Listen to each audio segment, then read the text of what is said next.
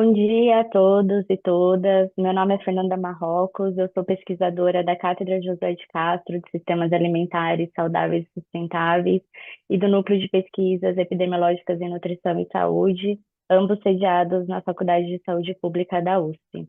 É um prazer imenso estar aqui com vocês hoje, iniciar esse evento que foi idealizado e executado pela Cátedra José de Castro. A cátedra ela atua como um espaço interdisciplinar de reflexão e produção do conhecimento sobre sistemas alimentares, atuando principalmente em quatro eixos: disseminação, formação, pesquisa e incidência. O evento de hoje ele foi idealizado com o intuito de fazermos um balanço geral sobre a COP30 que aconteceu em Belém entre os dias 10 e 21 de novembro. Como todos sabem, a COP marcou um momento histórico para o Brasil e também para o debate global sobre o clima. Afinal, foi a primeira vez que a conferência aconteceu na Amazônia e no momento em que completamos os 10 anos do Acordo de Paris. E um dos principais slogans que marcou a presidência brasileira ao longo de toda a preparação da COP foi de que essa seria a COP da implementação. Então, agora chegou a hora de avaliarmos o que ficou desse encontro, quais foram os avanços que foram conquistados, que oportunidades se abriram e também quais ainda são os desafios que permaneceram. Além de um balanço dos resultados da conferência, em geral, estamos muito interessados hoje em interrogar qual o balanço que se faz do lugar ocupado pelo debate sobre a transição do sistema agroalimentar nessa agenda. Conforme nós destacamos no Policy Brief, que foi publicado pela Cátedra em julho desse ano, o debate sobre sistemas agroalimentares ainda tem ocupado um espaço marginal nas COPs e só passou a ganhar mais visibilidade durante a COP realizada no Egito em 2022. E ao incluir pela primeira vez a transformação dos sistemas agroalimentares como um dos eixos prioritários da agenda de ação da COP30, o Brasil, então, buscou elevar esse tema, né, num patamar que até então, né, era muito posicionado por outros setores tradicionalmente ocupados, né, como de energia, transporte e indústria, criando uma oportunidade, então, estratégica para definirmos metas mais progressivas que pudessem impulsionar a transição para modelos agroalimentares mais saudáveis, resilientes e justos. Então, nesse sentido, nós procuramos reunir nesse evento pesquisadores, representantes da sociedade civil e também de organizações filantrópicas, com o intuito de, em primeiro lugar, fazermos um balanço das impressões e resultados da COP30, desde a perspectiva da transição justa e sustentável do sistema agroalimentar, e, em segundo lugar, refletirmos sobre os próximos passos para fortalecer essa agenda que conecte de maneira mais efetiva a agenda de clima, de sistemas agroalimentares, da saúde, da biodiversidade e da justiça. Então, é com grande satisfação que eu gostaria de convidar e receber os nossos convidados de hoje, os quais tenho a honra de apresentar. Temos aqui conosco hoje André Degenstein, diretor e presidente do Instituto Ibirapitanga, membro do Conselho de Campeões da Aliança Global contra a Fome e a Pobreza e co-chair da Global Alliance for the Future of Food. Temos também conosco Emiliano Graziano, que é um dos fundadores do Instituto Fome Zero e tem atuado há mais de 26 anos em projetos de desenvolvimento sustentável no meio rural, com agricultura familiar e pequenos produtores em toda a América Latina. Também temos conosco Francine Xavier, cofundadora e diretora do Instituto Comida do Amanhã, onde lidera iniciativas como Café com Comida, a iniciativa na mesa da COP30, o pavilhão Food Routes and Routes, que aconteceu na Zona Azul da COP30, e o Laboratório de Políticas Públicas Alimentares Urbanas, o LUPA. Também quero colocar aqui o nosso querido amigo Fabrício Moriano, cofundador e diretor do Instituto Regenera e cofundador do Instituto Feira Livre. Fabrício também participou incansavelmente, liderou, né, foi um dos idealizadores na mesa da COP30. E também gostaria de convidar Arilson Favaretto, que é o professor titular da Cátedra José de Castro, e também professor licenciado da UFABC, pesquisador do SEBRAP. Sejam muito bem-vindos, agradecemos muito pela disponibilidade de vocês, né, apesar de toda intensivão que vocês tiveram na COP30, e gostaria, primeiramente, né, também de colocar algumas informações gerais para todos os participantes, que aqui hoje a gente tá com o nosso chat. A gente convida todos vocês, e principalmente todos que não puderam estar presentes na COP, para colocarem seus comentários, as suas perguntas lá no chat do YouTube, para que a gente possa enriquecer ainda mais esse debate. Nós agradecemos a todos que estão conosco e gostaria então de iniciar, né, esse evento. Nós dividimos o evento em duas partes principais. Na primeira, a gente vai fazer uma introdução, né, um balanço geral e trazer as impressões sobre os principais resultados da COP30, e na sequência falar um pouco do que a gente espera aí ao longo dos próximos meses, que o Brasil ainda está na presidência, né, da COP até a próxima COP na Turquia. Então, para dar início a essa primeira parte do debate, eu gostaria de convidar o nosso primeiro convidado, que é o André Dengenstein. André, seja muito bem-vindo. Nessa parte, nós gostaríamos especificamente de ouvir você sobre as suas impressões de como o Brasil foi percebido nas negociações e que papel ele desempenhou na agenda global sobre clima e sistemas alimentares. É com você, André. Obrigado, Fernanda. Olá, todo mundo que está acompanhando essa conversa, meus colegas aqui de debate. A gente está no. Acabou de sair da COP, então acho que esse é o primeiro momento que eu também me deparo com uma tentativa de fazer um balanço. Então, vou começar trazendo algumas questões, mas vai ser importante contar com todo mundo aqui, porque acho que na COP cada um constrói um certo percurso e uma visão sobre os processos e destaques, então acho que vai ser muito rico contar com as experiências de todo mundo aqui. Eu queria começar comentando um aspecto que a Fernanda, de certa forma, já apontou quando ela falou da COP no Egito, né? A COP precisa ser sempre entendida como um processo e não como um evento, né? A presidência da COP tem reiterado isso, né, no processo todo, ao longo do processo de organização, e acho que isso é importante. Se a gente pensa na COP como um processo, a gente vem de uma série de COPs em contextos de países autoritários ou com democracias frágeis, com baixa tradição de sociedade civil. Então, a COP no Brasil, ela já trouxe uma mudança radical, né, nesse sentido, e isso é muito percebido. Não dá para deixar de observar, né, foi uma COP organizada em meio a muito ceticismo, né, com relação a Belém, a capacidade de organização, e o que a gente viu foi uma COP que fluiu, que aconteceu, que as pessoas conseguiram chegar onde elas precisavam, e acho que o Brasil consegue receber eventos como esse e trazer a sociedade civil junto, né, do processo formal, acho que como poucos países. Então, acho que esse é um pouco um pano de fundo. Tem uma dimensão, né, que foi muito celebrada. E eu estou comentando aqui, eu tenho uma certa dificuldade de diferenciar o que é a presidência do Brasil na COP e o que é o Brasil, né, na sua delegação, como representação de país. E acho que essas coisas um pouco se misturam, né? Queria já pedir ajuda aqui dos meus colegas, né, para também ajudarem um pouco a fazer essa distinção. Mas eu sinto que o Brasil teve, primeiro, um peso político muito fundamental, e acho que essa presença forte da sociedade civil ajuda a dar sentido a uma COP que tem duas grandes trilhas, né? Uma trilha de negociação formal e uma que foi talvez simbolizada pela agenda de ação, né? Que traz participação da sociedade civil nas suas várias formas e representações. Então, acho que teve uma primeira dimensão que tem a ver com uma celebração do multilateralismo, né? A presença da COP reiterou muito isso, e o fato de ter saído, né, com documentos, com consensos, já foi considerado uma vitória, e num contexto muito adverso, né, num macro contexto de crise do multilateralismo, e especificamente nas discussões climáticas, né.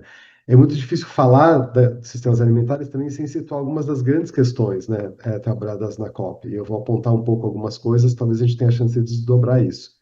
Mas acho que foi uma COP, primeiro, uma participação da sociedade civil muito significativa, principalmente de povos indígenas, comunidades tradicionais. Foi uma COP que, pela primeira vez, os afrodescendentes foram reconhecidos em textos oficiais. Isso tem sido identificado como uma vitória importante, né? Obviamente que é uma vitória de processo, mas ainda assim significativa, né? A gente teve, talvez, uma das principais questões, o que gerou frustração, né, no resultado da COP, foram os mapas do caminho, né, que não conseguiram ser aprovados da forma que tinha intenção, relacionado aos combustíveis fósseis e ao desmatamento, né, mas a saída, né, que a presidência encontrou de desenvolver isso ao longo do ano, fora do processo formal, de certa forma cria um espaço de discussão e dá um sentido de disputa, né, de manter esses dois temas que talvez sejam os mais centrais na agenda, né. A outra dimensão tem a ver com o financiamento, né, havia muita expectativa de que se avançasse, né, mais concretamente no financiamento e quase nada se avançou nesse sentido, a não ser, né, o fundo TFFF, que já estava sendo anunciado, que pode ser considerado uma vitória, ainda que a meta de 10 bilhões não tenha sido alcançada. Quando a gente olha mais especificamente para sistemas alimentares, acho que ah, tem um certo paradoxo, né? Porque nos resultados, na agenda oficial, tem uma ausência muito marcante de sistemas alimentares ou discussões sobre agricultura. Mas a COP, né, como um todo, teve um peso muito significativo de sistemas ligados a sistemas alimentares, né? Na agenda de ação, em outras ações, o papel da AgriZone, quer dizer, teve vários espaços da COP em que se sentia a presença muito forte do tema da alimentação, e eu ouvi de muita gente celebrando, né, uma sensação de que esse tema veio para ficar e, de certa forma, era o elefante na sala, né? Então, ele veio para ficar, fez muito barulho e deixou mais evidente, né, a ausência de referência mais explícita a sistemas alimentares nos textos aprovados ou nas discussões oficiais. Então, acho que isso é uma questão bastante central, e aí com todas as suas contradições, né? Então, ao mesmo tempo que você tinha a sociedade civil presente de forma muito intensa, você tinha o agronegócio também presente muito intensamente, a presença de lobistas, né, em patamares impressionantes. Então, um artigo do Guardian que olha para isso e aponta que tinham 300 lobistas formalmente inscritos, né, na COP, representando empresas ligadas ao agronegócio, com representação muito forte de empresas químicas, ligadas à carne e laticínios, enfim. Então, acho que é uma COP também que essa tensão entre a influência do setor privado e as negociações ficou explícita, apontando para a necessidade, talvez, de uma regulação mais forte nesse sentido. A gente tem o lançamento, né, a aprovação do mecanismo de ação de Belém, né, que trata da transição justa e que foi identificado como uma vitória importante, né? Então, acho que isso é também uma forma de incluir a dimensão de direitos humanos e justiça social na discussão climática, e isso precisa ser identificado como uma vitória. E acho que a ideia, e aí talvez eu vá caminhando para o final dessa minha fala inicial, de que, em várias instâncias, o reconhecimento, né, de que agricultores familiares, a agricultura familiar como um todo, povos indígenas, comunidades tradicionais, são ao mesmo tempo, né, os grupos mais afetados e parte das soluções climáticas, né? Então, isso coloca esses grupos no centro e acho que a COP em Belém foi um passo importante nesse sentido, tanto pelo fato de estar acontecendo dentro da Amazônia, mas também uma COP que soube incorporar, ainda com todas as dificuldades que isso traz, né, a voz de grupos que normalmente estão mais distanciados desses processos, né? Mesmo em situações mais agudas de manifestações, acho que a presidência conseguiu incorporar isso bem, conseguiu lidar com isso bem, e acho que isso ficou também como uma marca relevante. E aí, o último ponto que eu queria trazer, que tem a ver também com essas dimensões mais diversas da COP, para além da negociação em si, é a definição, a nomeação dos enviados especiais, né? Então, a COP definiu 30 enviados especiais cobrindo talvez todos, ou boa parte dos temas significativos da COP, e acho que isso teve um impacto bastante grande. Claro que é um mandato bastante livre, bastante vago, mas criou uma ponte, né, significativa com a sociedade civil, e talvez seja um elo que possa também produzir continuidade entre a COP no Brasil e a próxima COP. Acho que eram os pontos que eu queria trazer. Enfim, obviamente tem muito mais para explorar, mas a gente tem aqui muita gente com experiência que acompanhou também com outros olhares. Estou curioso aqui para ouvir também. Então, Fernanda, de volta para você. Muito obrigada, André. Com certeza a gente deixa aberto, né, para os demais participantes também trazerem essas percepções, né, enfim, a visão deles. Acho que o questionamento que a gente trouxe para você era muito mais amplo, né, e acho que a gente pode caminhar nessa discussão ao longo do evento. Eu achei super interessante, né, essa percepção que você trouxe em relação a como a agenda de sistema alimentar ela vai sendo colocada de forma paralela, né, à agenda oficial. Eu acho que essa é uma percepção que a gente até colocou também em um balanço que a gente fez pós-conferência em Bonn. Mas, assim, foi gritante, né, a visibilidade que a agenda de sistemas alimentares teve nessa COP no Brasil, quando a gente compara, principalmente, né, com essas pré-conferências e também com as conferências anteriores, né, principalmente a que a gente teve a possibilidade de acompanhar e participar. E eu acho que isso é reflexo também de como a sociedade civil está bastante mobilizada nessa temática, né? E nesse sentido, eu gostaria de passar para a Francine Xavier, convidando-a para complementar tanto o que o André destacou, né? Mas também para trazer um pouco, né, do que você sentiu, né? De como reverberou as iniciativas do Ocupa na COP30, principalmente com o pavilhão, né? Food Routes and Routes, e também, né, a iniciativa na mesa da COP30. E em relação, né, às COPs anteriores, como você percebe, né, que as vozes locais e regionais contribuíram para esse processo da COP30 também estar, né, ter essa visibilidade maior da agenda, e qual foi o papel da participação social nessa conferência? É com você, Fran. Obrigada, Fernanda. Bom, cumprimento aqui todos os participantes, também quem está nos ouvindo. É um grande prazer estar aqui. Assim, eu acho que o Brasil fez um golaço com a questão da sociedade civil e com a escolha de ser na Amazônia.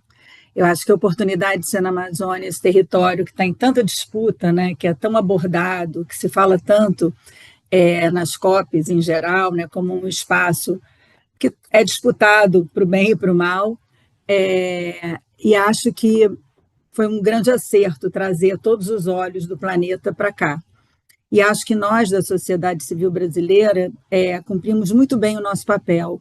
Assim, acho que a gente percebeu essa oportunidade, percebeu a oportunidade também de dar visibilidade para os temas que a gente trabalha, principalmente nós que trabalhamos com sistemas alimentares, com essa necessidade, né, de transição dos sistemas alimentares, né, que a gente entende que fazem parte nessa monotonia que a gente vive desse sistema hegemônico,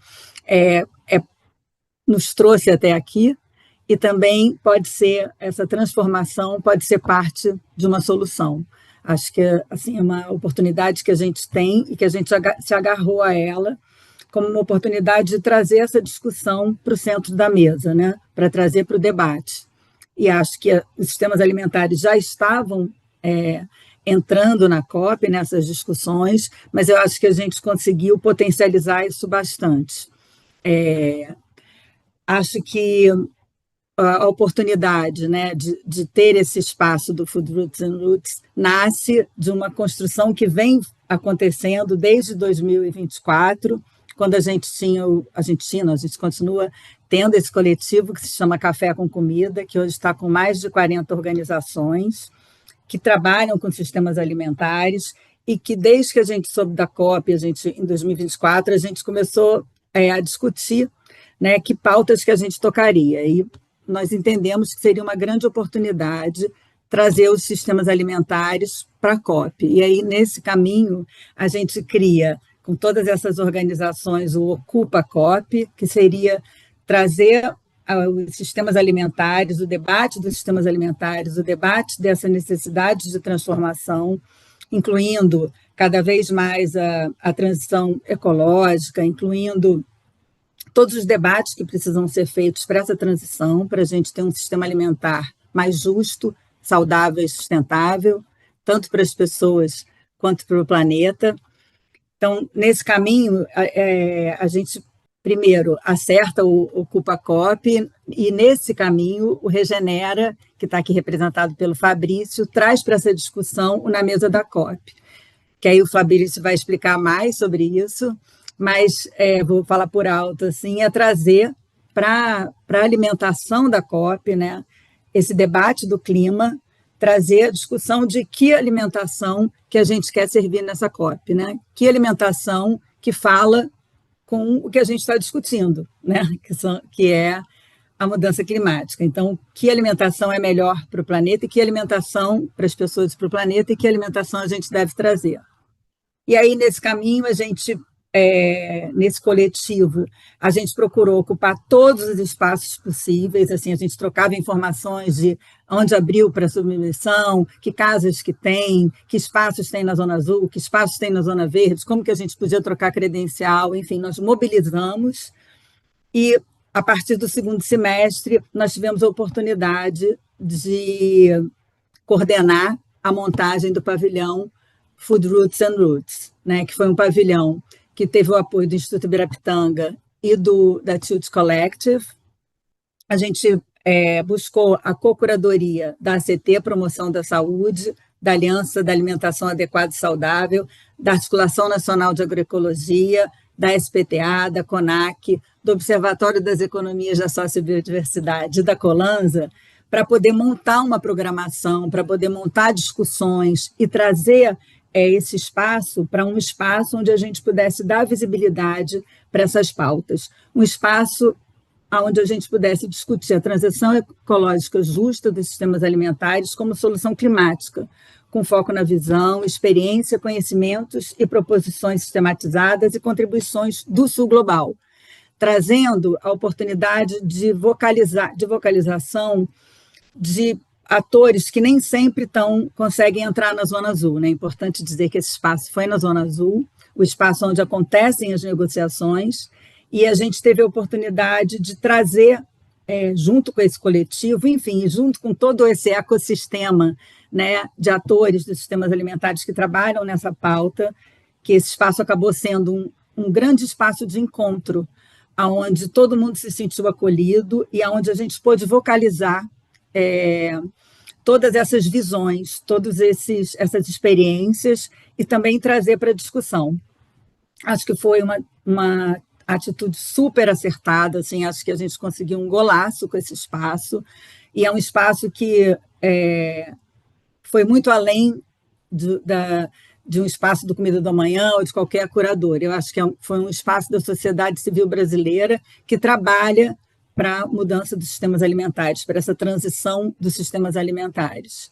Então, a gente ficou muito feliz de poder o tempo inteiro acolher essas vozes, né? A gente acolheu vozes indígenas, quilombolas, da agricultura familiar, da visão das cidades como espaços de transformação.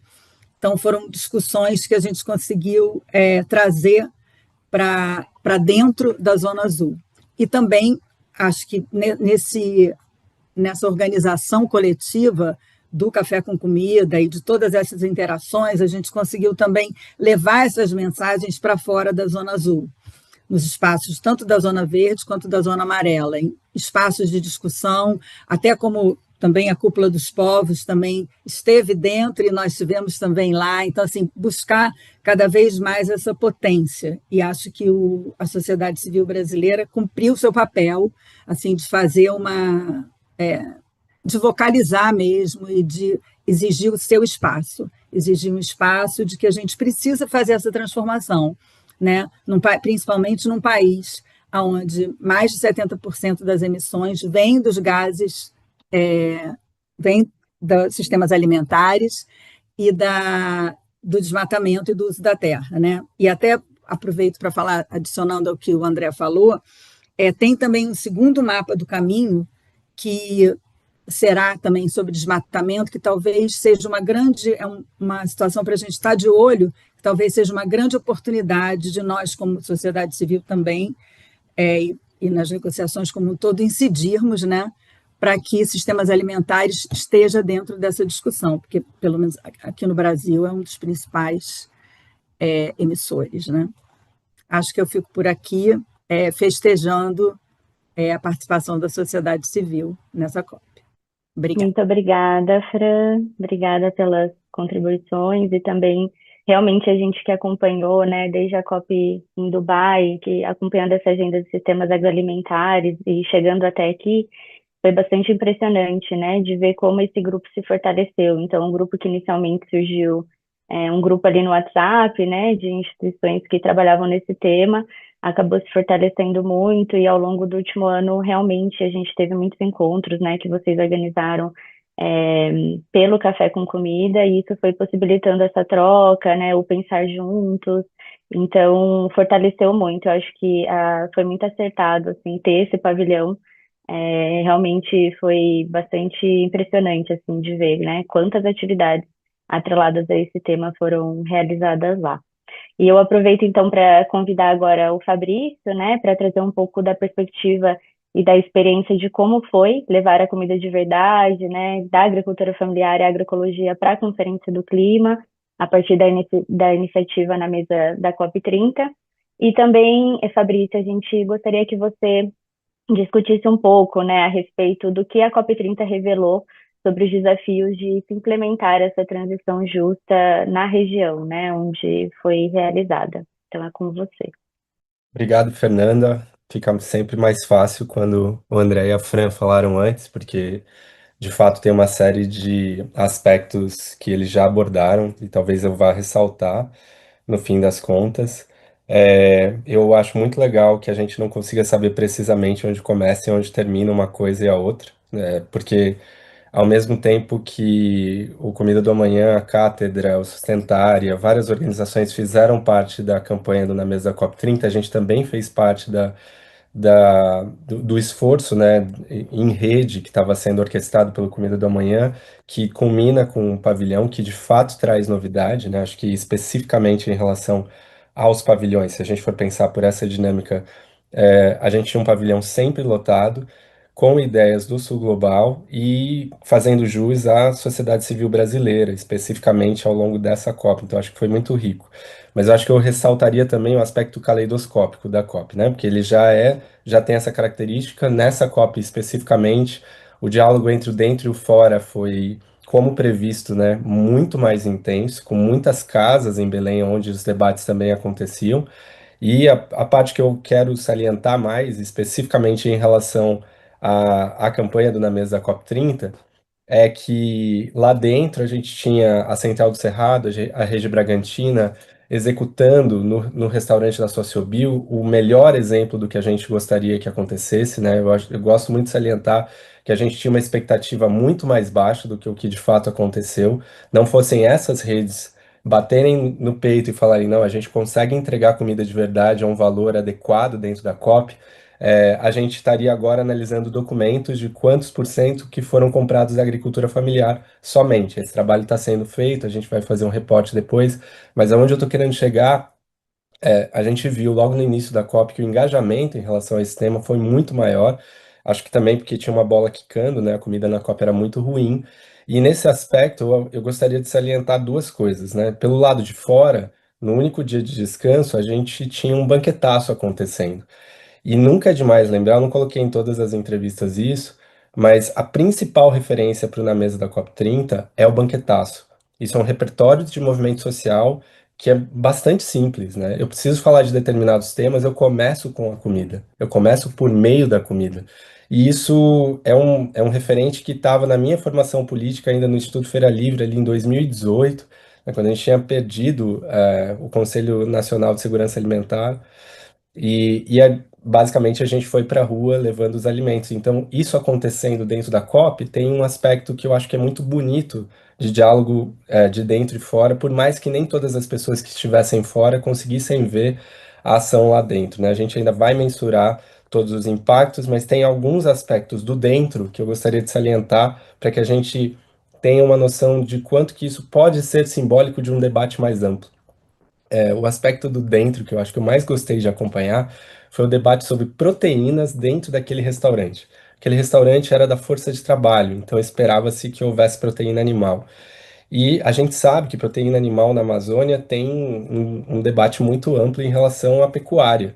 Então, por conta disso, os grupos que assumiram o restaurante decidiram encontrar outros caminhos, né? Então lá estava servido pirarucu de manejo, estava servido frango da Coren. Eu sei que eu estou falando de receita aqui, de insumos, gente, mas é mais para dizer que houve uma pressão não pequena da UNFCCC para que houvesse carne vermelha dentro daquele espaço.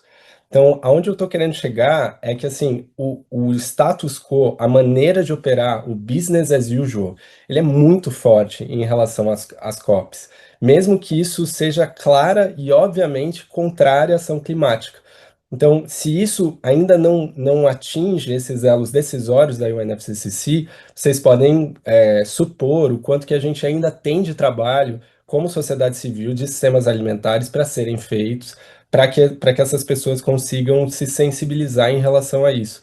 Né? A melhor parte de ter passado já pelo evento é que a gente agora não tem mais os compromissos de necessariamente pegar leve, né? Porque isso eu acho gravíssimo, né? Eu acho que é uma coisa que arrisca, inclusive, que nas próximas COPs não possa acontecer por conta desse aspecto, né? Não possa seguir a campanha por conta desse aspecto de pressão de como que a alimentação deve ser. Eu queria salientar algumas coisas também de fissuras para que a gente fique atento em relação a isso.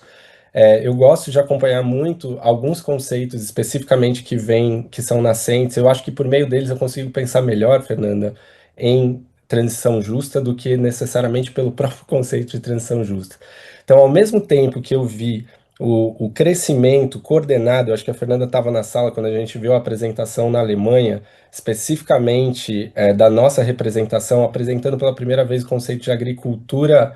é, agricultura tropical, e isso se tornou um consenso, né, um bloco que agora já ganha uma agenda de ação própria.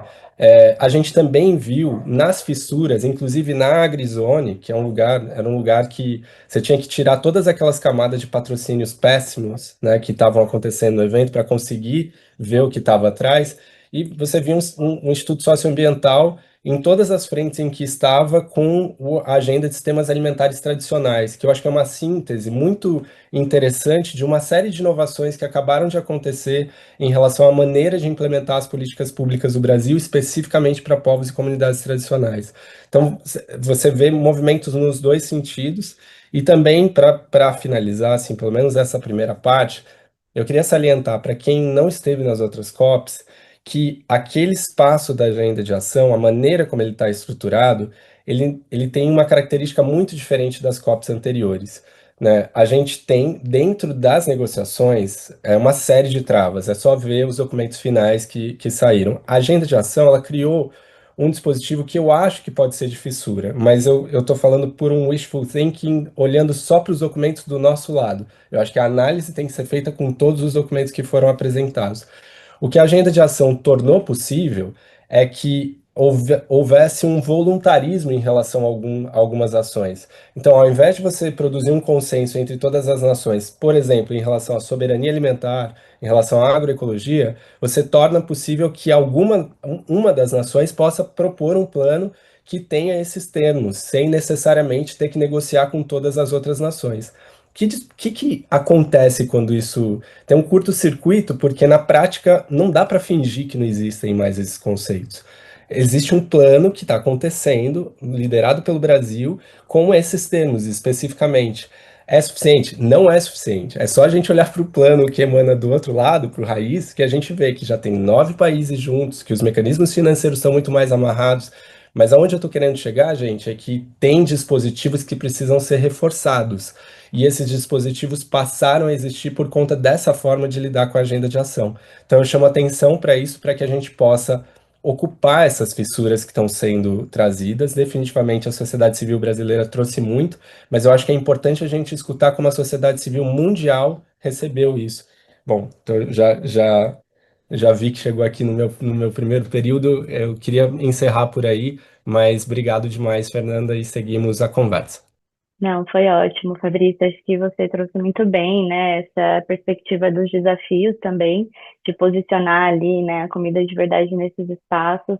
E achei interessante, né, também o que você colocou da agenda de ação, porque a gente viu que realmente, até pelo espaço e a forma, né, como eles estruturaram, ficou muito interessante, né, porque a gente estava ali entrando nos pavilhões e aí a gente tinha essa área onde tinham todos os debates concentrados, né, nessa agenda de ação e o quanto isso também conectou a sociedade civil com representantes do governo, né, e pessoas que estavam ali também atuando na agenda de negociação. Então, acho que seria realmente muito interessante a gente saber mais da visão de outros atores, inclusive dos painelistas que estão aqui hoje, sobre esse aspecto. E aí, para a gente não deixar, né, de trazer a reflexão que é tão importante, né, que é em relação à justiça climática, né, como a justiça climática e social foram abordadas na COP, eu gostaria de convidar agora Emiliano Graziano, né, para que ele pudesse falar um pouquinho de que forma as discussões sobre equidade, gênero, raça e povos e comunidades tradicionais foram posicionadas nessa COP. Emiliano, é com você. Obrigado, Fernanda. Obrigado a todos. Eu quero começar agradecendo aqui a generosidade do Instituto Comida da Manhã, que possibilitou que a gente tivesse presente na COP, na Zona Azul, aí dentro do pavilhão. Acho que essa é uma marca importantíssima da atuação da sociedade civil brasileira, né, em todas as COPs, em todas as discussões multilaterais.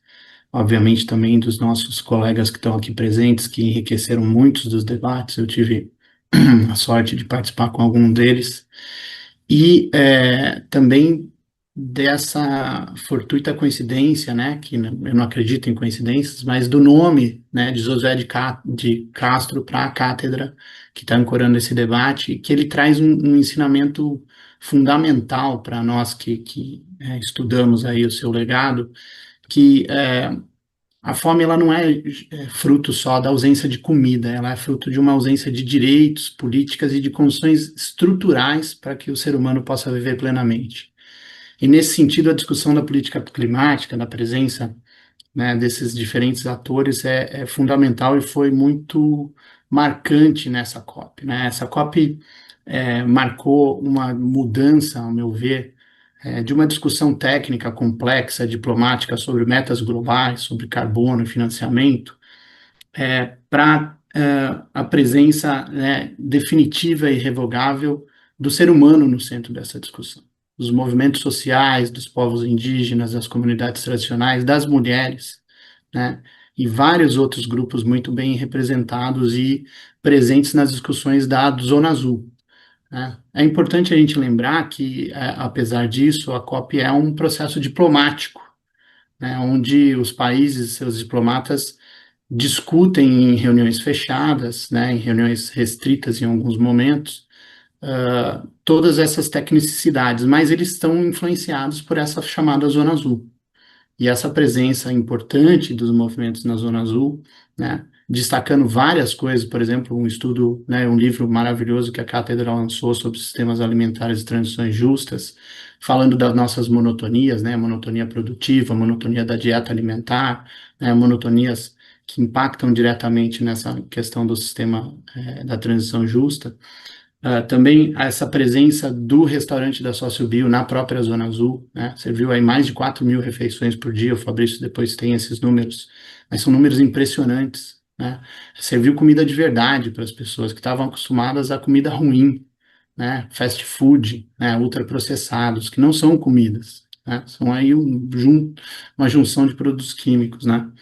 Também teve um gesto simbólico importante nessa COP, nessas discussões, que foi trazer essa discussão desse sistema alimentar necessário, pautado em uma agricultura mais agroecológica, mais centrada nos pequenos agricultores, né, onde a gente tem, por exemplo, um dado que apareceu numa das discussões, a Unicafes, né, uma central aí, de várias iniciativas e cooperativas, 92% dos seus associados já têm alguma atividade em desenvolvimento que pode ser chamada de sustentabilidade, sustentável. Então, conectando isso também com esse discurso, né, em voga aí no meio empresarial e privado brasileiro. A gente tem também um contrassenso grande, né, apesar desse caminhar super positivo, a gente teve latas de água, né, distribuídas aí na COP para apoiar os participantes, mas patrocinadas por uma indústria de cerveja, né? Mostra o contrassenso, mostra o ambiente político e altamente influenciado por lobbies, né, e por advocacies aí do setor privado que a gente tem nesse setor. mas isso não impediu que a gente demonstrasse, e aí eu quero reforçar também o otimismo que os que me antecederam trouxeram, essa vitória importante da sociedade civil brasileira, né?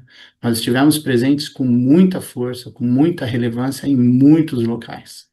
A Zona Verde, para quem teve a oportunidade de visitar, sempre muito cheia, sempre muito rica, né? A Cúpula dos Povos, o Banquetaço, a Marcha pelo Clima, mais de 70 mil pessoas presentes nessa marcha, uma coisa super impressionante, um sol amazônico, né, que acompanhou a todos na marcha, que foi até próximo do meio-dia, muito desgastante para os participantes, mas nem por isso deixou de ter presença maciça de todos os movimentos sociais representados. Então, a gente tem um momento muito rico que a sociedade brasileira e o governo brasileiro conseguiu levar para a COP, de uma maneira que eu acho muito bem articulada e muito bem fundamentada no principal elemento que, para mim, marcou essa realização. Trazer uma cara de novo para o debate, que é a cara do pequeno agricultor, que é o elemento central, o elemento é, vital em uma transição para sistemas alimentares mais justos, né, mais ecologicamente saudáveis e mais saudáveis, sobretudo. Esse foi um marco que não só o governo brasileiro, mas os diplomatas brasileiros e nós dos movimentos sociais podemos nos orgulhar aí de ter deixado para essa COP. É impossível, e eu ouvi de mais de uma pessoa isso, inclusive de diplomatas, vai ser impossível nas próximas COPs se falar de transição climática sem se falar de comunidades, sem se falar de pessoas e sem se falar de uma transição justa de sistemas agroalimentares. Este talvez seja o nosso grande legado como Brasil.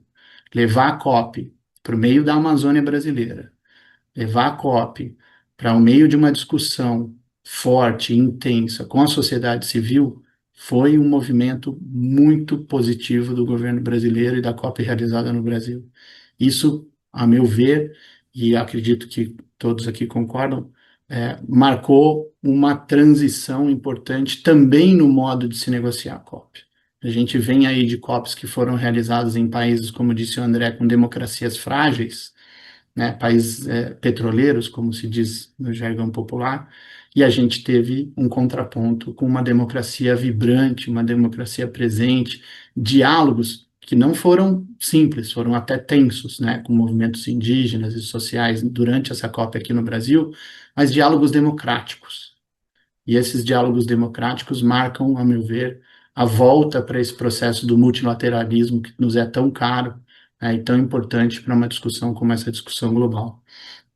Por fim, eu queria ressaltar um último ponto que pode nos passar desapercebido, que é também trazer para a baila dessa discussão na COP a discussão sobre perdas e danos e reparações, né? Para que essa transição seja realmente justa, isso deve existir.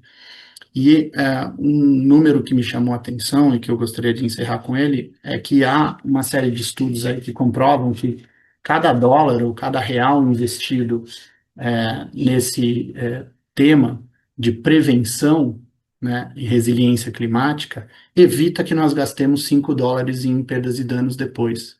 E isso foi também um tema que a gente pode ver presente em vários documentos aí que saíram dessa COP, que tiveram presente nas nossas mesas.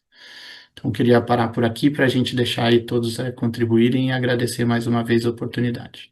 Muito obrigada, Emiliano. Acho que foi muito bom, assim, ter a sua perspectiva.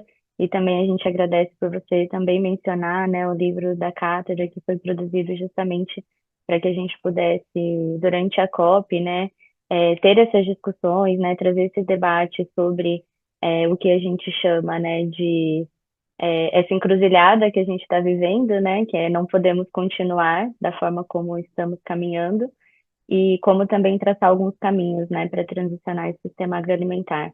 E também gostaria de colocar aqui um comentário que foi feito pela Camila Borges do Wix, que ela mencionou, né, que além do restaurante, vimos também pouquíssimos ultraprocessados em todos os passos da COP. A maior parte dos restaurantes e quiosques serviram comidas locais e pouco processadas, que isso é um baita legado.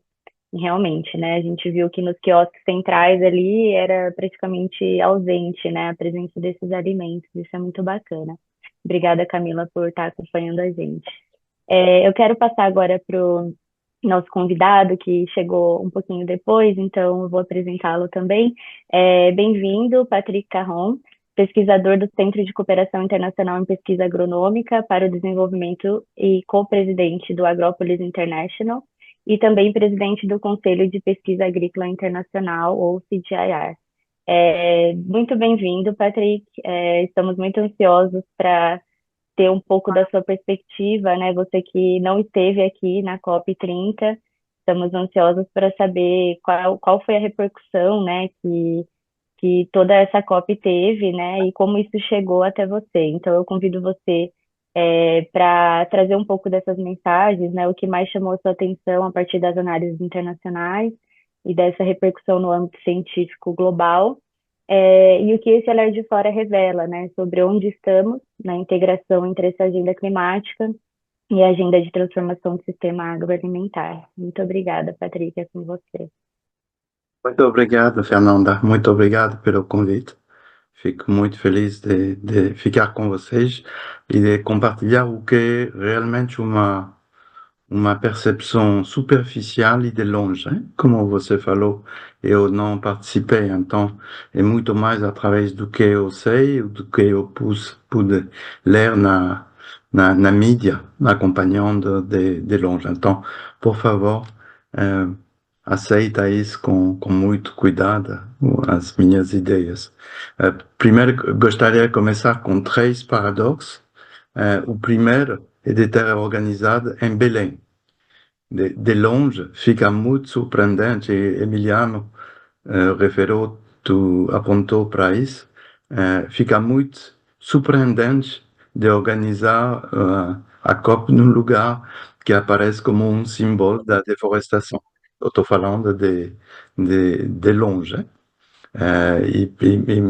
Bom, como você vê, eu falo um pouco brasileiro, nem tanto, mas e conheço um pouco o Brasil, eu posso entender, mas de longe não dá para necessariamente se perceber a razão. Segundo, o paradoxo é o fato de que o multilateralismo fica um pouco doente agora, e toda a mídia agradeceu a diplomacia brasileira para ter tentado chegar a um acordo. Mesmo que não seja tão ambicioso como a gente podia se esperar, eu estou pensando na questão da energia fóssil, eu estou pensando na questão do financiamento dos países nos processos de adaptação, mas todo mundo agradeceu, do que eu vi, o Brasil para ter apoiado esse processo diplomático, que mostra a diferença com um âmbito mais externo. O terceiro paradoxo que eu posso salientar é na hora que todo mundo chamou a COP da implementação, depois da COP da negociação, na COP da implementação vão surgir muitas polarizações e oposições, e deu para ver que, de repente, reflete as mudanças geopolíticas que estão acontecendo no mundo. Eu vou salientar 3 delas: a oposição entre tecnopositivismo e movimento social. Alguns acreditam que a solução vai vir da tecnologia e que a tecnologia vai resolver tudo. Outros que não tem jeito. A segunda é aquela questão do financiamento e do norte contra o norte global e o sul global. E a terceira é a demarcação entre aqueles que são escépticos, que nem chegaram à COP, e aqueles que acreditam e engajam em ações. Então, com esse panorama, qual é a questão como olhar para a questão do sistema alimentar a nível mundial? Então, eu estou olhando agora a nível mundial. A questão alimentar no panorama mundial não é nova, hein? Faz muito tempo que ela está aqui.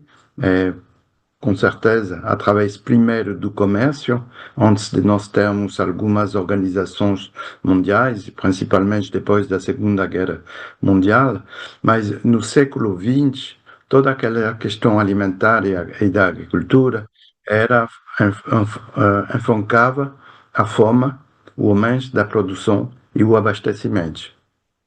E já na virada do século, houveram duas coisas muito diferentes e passaram a ser a coincidir no tempo, no mesmo momento. Primeiro, o fato de que ao falar de alimentação e nutrição, não era só a fome, mas também outras formas de malnutrição, em particular excesso de peso e obesidade. E a segunda é a emergência das questões de meio ambiente a nível mundial, ligados à alimentação, e com as declarações do relatório da Comissão Brundtland e, claro, a cúpula do Rio. E essas duas coisas conjuntamente levaram a três mudanças. Primeiro, a emergência do conceito de sistema alimentar.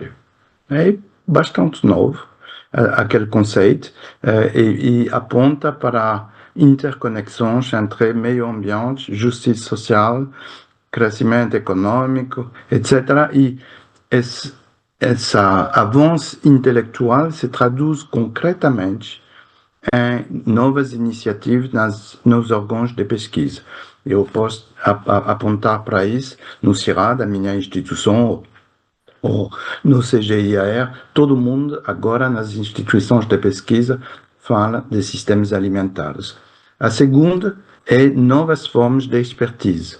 Com o sucesso do IPCC, todos aqueles setores passaram a ter as suas formas de expertise. Por exemplo, o Comitê das Nações Unidas para a Segurança Alimentar, o CFS, criou o HLPE. E da mesma maneira, houve um painel mundial para One Health. E houve, cada vez mais, tem formas de expertise a nível mundial. E a terceira é que aquela questão alimentar passa a ser conversada em novos âmbitos, do ponto de vista multinacional. Eu falei do CFS, mas também podemos falar das COP, das 3 convenções das Nações Unidas. E então o que a gente vê é que para mudar tem 3 obstáculos. O primeiro é que o obstáculo é com o enfraquecimento do multilateralismo, as instituições internacionais se referem à mudança a nível nacional, mas não acontece na mesma velocidade que espera. O segundo é que cada setor trabalha por si mesmo. O clima para o clima, a biodiversidade para a biodiversidade, etc., etc. O terceiro é que há aquela questão de polarização que já comentei, principalmente entre agricultura e meio ambiente. Então, em Dubai, e a gente se encontrou lá com a Rilson, houve uma coisa fantástica que era a possibilidade de alimentação ser o ponto de convergência entre todas essas questões. E a gente esperava que no âmbito da COP30 em Belém, podia ser alguns avanços e alguns estados apontar para isso. E para mim, para fechar, porque eu estou acima do tempo, eu penso que a mudança de Paris para Belém aponta para quebrar essas fraturas ou ir além dessas fraturas através de uma contaminação entre a advocacia, através da sociedade civil, mas também da experimentação e contaminação entre 3 níveis de ação: a inovação local, a política nacional e as negociações internacionais. Então, esse seria o desafio para o futuro. Desculpa até indo um pouco além do tempo. Bem, eu vou aproveitar então, já que eu estou aqui e não estou aparecendo, e vou passar a palavra para você, Ariel. Tá bom, tá bem. Eu vou daqui então. Na sequência, né, eu tinha ficado aqui por último, e, bom, sempre tem uma facilidade nisso, que é o fato de beneficiar-me, né, das intervenções anteriores dos colegas, todos, enfim, pessoas que eu admiro muito e que, enfim, têm uma contribuição grande para esse debate. Por outro lado, não sobra talvez muita coisa nova para dizer, mas eu vou tentar aqui compartilhar com vocês o meu ponto de vista aí sobre a COP. Eu queria comentar dois aspectos, né? O primeiro deles é o seguinte: na combinação anterior, a Fernanda tinha me pedido justamente para dar ênfase, né, à maneira como o tema, a conexão entre agenda alimentar e clima aparece na COP. Então, a primeira coisa que eu queria comentar é a seguinte: eu acho que a gente tem que olhar para esse tema na moldura mais ampla da trajetória da agenda climática e da governança internacional do clima, e o que a COP de Belém representou para isso. E aí depois, na segunda parte, aí eu quero falar especificamente sobre a agenda do sistema agroalimentar. Então, nesse primeiro aspecto, eu acho que é muito importante a gente evitar algo que não apareceu, obviamente, aqui na nossa conversa, mas desde Belém eu tenho encontrado muita gente, as pessoas sempre me perguntam, e aí, foi um fiasco, foi um sucesso? Enfim, colocando um pouco a coisa em termos de um antagonismo, ou de um binarismo, né, na avaliação. Acho que não dá para a gente avaliar dessa maneira, né? Acho que a gente teve avanços, a gente teve impasses, e a gente tem que olhar as contradições em movimento, né? As contradições que já vinham desde antes da COP e as contradições que continuam para além da COP, e a COP de Belém é uma parte disso, né? Então acho que a gente precisa sempre dosar bastante a avaliação, como, aliás, né, as colegas e os colegas que me antecederam fizeram. E a segunda coisa, eu queria também reforçar algo que já foi dito por outros aqui, que é a necessidade de a gente entender que a COP, em primeiro lugar, ela é um momento, e em segundo lugar, ela é muito mais do que aquilo que a declaração final traduz, né? Eu gosto de olhar para a COP como um momento, né, de uma coordenação conflitiva entre um conjunto de agentes em torno de uma agenda pública, que nesse caso tem a chancela das Nações Unidas. Então, colocar a coisa nesses termos, em primeiro lugar, traz uma questão que eu acho importante, que é considerar isso, certo? O espaço da COP é um espaço de disputa, né, de um conjunto de agentes em torno de que feições a agenda climática vem tomando e que feições ela vai tomar no futuro. Então, há muitas interdependências entre os espaços de negociação, os espaços da sociedade civil, as declarações oficiais e as declarações que saem por parte de grupos de países. Enfim, é uma trama muito complexa, né, de se entender, e é nesse conjunto de interdependências que o sentido da agenda vai tomando forma, né? E esse me parece ser um ponto muito importante, né, para a gente poder entender o movimento das coisas, né? E se a gente entende dessa maneira, eu acho que tem três coisas que eu destacaria aqui. Primeiro, eu acho que tinha uma expectativa relativamente grande, a própria presidência brasileira mencionou isso, em relação àquilo que veio sob o rótulo da ambição. Então, do ponto de vista da ambição, ou seja, os compromissos dos países, né, com metas, o quanto essas metas estão ou não, né, alinhadas com o objetivo de limitar o aquecimento a 1,5 graus. Então, desse ponto de vista, eu acho que a COP não chegou a um bom resultado, né? A gente teve uma demora muito grande dos países em colocar, de um grupo importante de países, em colocar sobre a mesa os seus números. Os números, quando somados no seu conjunto, estão claramente aquém daquilo que precisaria ser a nossa ambição 10 anos depois do Acordo de Paris, e a gente não pode perder isso de horizonte, né? Nós estamos com uma ambição ainda relativamente baixa perante a dramaticidade da questão climática. O segundo tema que era muito importante, que foi anunciado como um tema importante, é o tema do financiamento. Eu não vou me atrever a falar muito sobre esse tema, porque ele é muito complexo e eu não sou especialista nisso, Mas a impressão que eu tenho, e eu quero sublinhar a palavra impressão, é de que a gente andou de lado, né, na COP em relação a esse tema.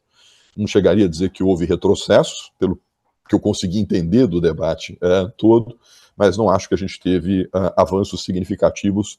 Muita gente esperava que esse poderia ser o coelho da cartola, digamos assim, né, considerando a fragilização do multilateralismo, que a gente poderia, né, chegar em resultados expressivos, mas tenho a impressão de que não foi isso que aconteceu.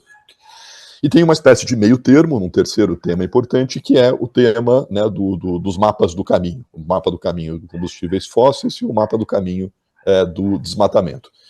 Digo que ficou no meio do caminho porque a diplomacia brasileira, infelizmente, não conseguiu convencer, né, os demais para que isso fosse, né, uma iniciativa da COP, uma resolução da COP, mas essa alternativa de a presidência brasileira chamar para si, né, o esforço em torno desses mapas ao longo do período da presidência brasileira, isto é, ao longo também do próximo ano, até a próxima COP, eu acho que isso é uma sinalização importante e aqui eu queria me somar, né, aquilo que o Fabrício disse, de que aí talvez esteja uma das fissuras, né, uma das janelinhas de oportunidade que podem ser melhor aproveitadas para a gente poder influenciar na direção de mais e de melhores avanços. Então, os roadmaps, os mapas do caminho, mais o tema, ou os temas, né, que compõem a agenda de ação, eu acho que são as fissuras que precisam ser exploradas.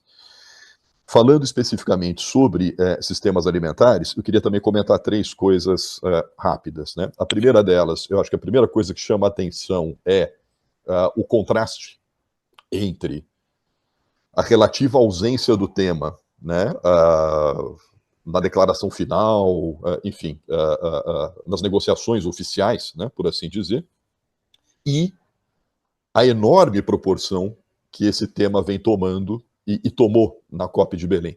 Foram literalmente centenas de eventos, né, que fizeram parte da programação da COP, né, na Blue Zone, na Green Zone, na chamada Yellow Zone, né, na cidade toda de Belém, o que é uma demonstração de que o tema, de fato, ele veio para ficar.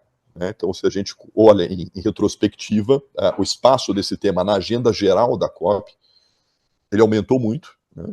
Mas a gente ainda tem esse gap entre, em primeiro lugar, a importância do tema, por ser responsável por 1/3 das emissões, e, segundo lugar, essa distância que há entre as resoluções e o conjunto do debate ali realizado.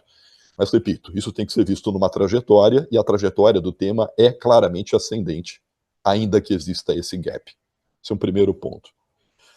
Segundo ponto, especificamente falando, né, do Brasil. Eu concordo, eu não me lembro quem, talvez o André mencionou, né, a figura dos enviados, né, para a COP30. Então, a gente teve, e aí vale a pena mencionar, né, teve uma atuação muito importante, né, o tema específico, né, da agricultura familiar e agroecologia, o enviado desse tema. O tema da bioeconomia também, né, uma participação muito importante e com conexão clara com esse nosso tema. Agora, eu queria lembrar que a gente tem outros enviados que também têm um papel relevante nesse tema, né? Eu mencionaria aqui, talvez eu vá esquecer de alguém, mas no tema de florestas, no tema de agricultura, né? No tema Amazônia.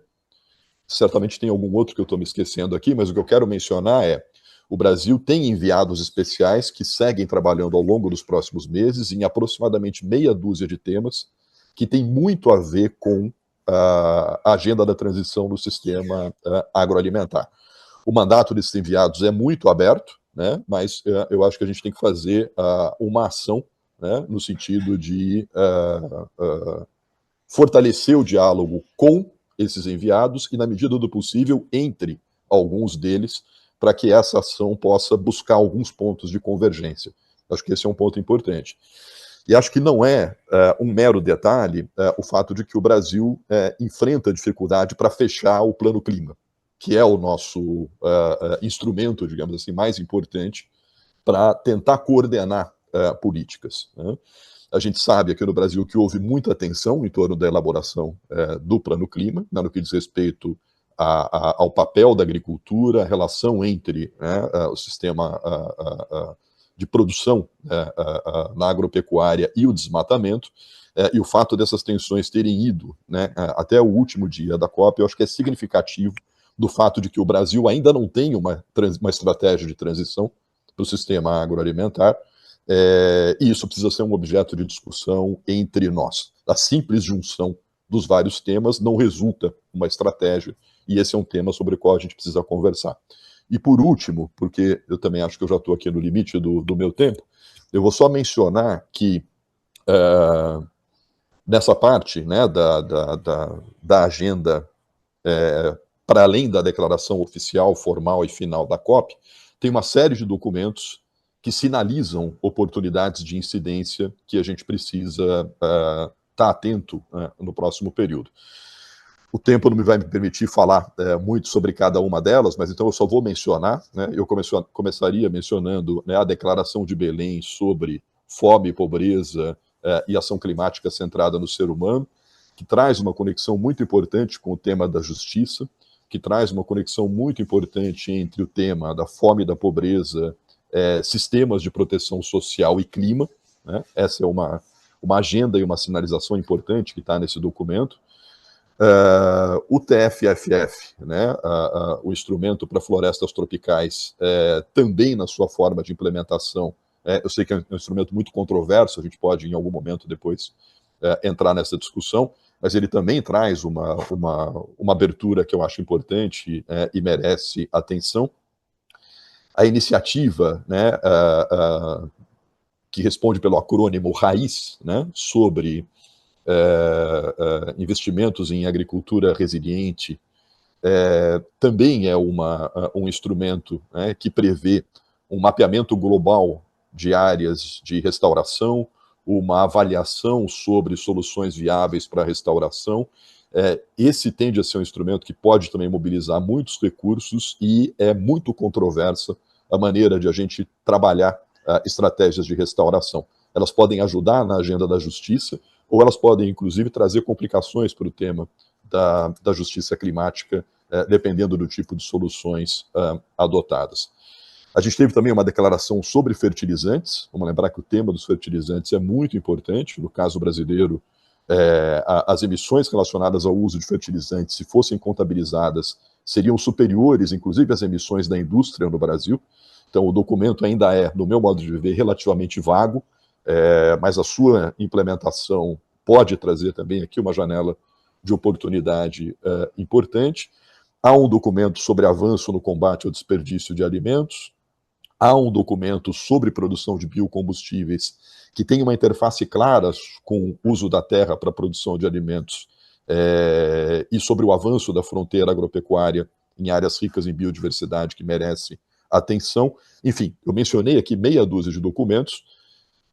Há outros ainda, talvez esses estejam entre os mais importantes, mas eu digo isso apenas para mencionar o fato de que naquilo que saiu da COP30 há um conjunto, né, de pequenas janelas de oportunidade que merecem a nossa atenção, e acho que algo muito importante é a gente pensar o seguinte: a gente conseguiu com que até aqui, né, houvesse maior visibilidade para as conexões entre a agenda da transição dos sistemas agroalimentares e a agenda do clima, e a gente precisa pensar com muito carinho agora qual é o próximo passo, porque o tema entrou de vez para a agenda, e fica muito claro que as disputas em torno do sentido de como esse tema vai ser tratado tendem a se intensificar, e muito, né, ao longo do próximo ano, porque vai ficando claro também que fundos importantes, que interesses importantes começam a ser realinhados, né, em função do sentido que essa agenda vai tomar. Então, acho que é muito importante a gente olhar para esse conjunto de instrumentos, de mecanismos e de pequenas janelas, oportunidades que se abrem para o próximo período. Acho que era isso que eu queria colocar sobre a mesa para essa primeira rodada. Obrigado.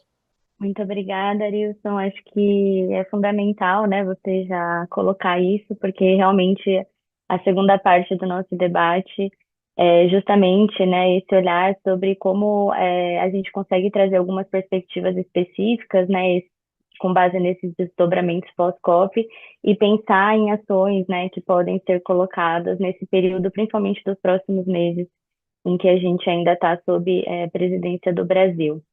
Então, eu gostaria de iniciar, né, para a gente não poder aproveitar ao máximo os nossos painelistas também aqui hoje, um pouquinho, André, de como você vê o papel da filantropia e de ações coordenadas nesse período pós-COP30, né, enquanto ainda se está sob a presidência brasileira.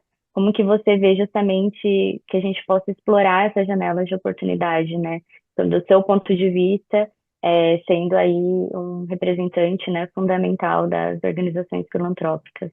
É com você, André. Obrigado, Fernanda. Primeiro, eu queria só dizer que dá vontade de dialogar com muita coisa que vocês trouxeram aqui, os meus colegas de painel, ao longo das intervenções. Foi muito bom ouvir, mas assim, é um grande painel de temas e questões que a gente vai precisar de tempo para decantar, mas eu vou tentar focar aqui no que me cabe. Mas eu queria começar dialogando talvez um pouco com o Arilson, isso que ele terminou de falar, né? É, Ressaltando, acho que algumas coisas. Uma é isso que todos nós celebramos, de aumento de participação da sociedade civil, ela também está sendo celebrada por grupos que não são alinhados com o que a gente projeta para o futuro da alimentação.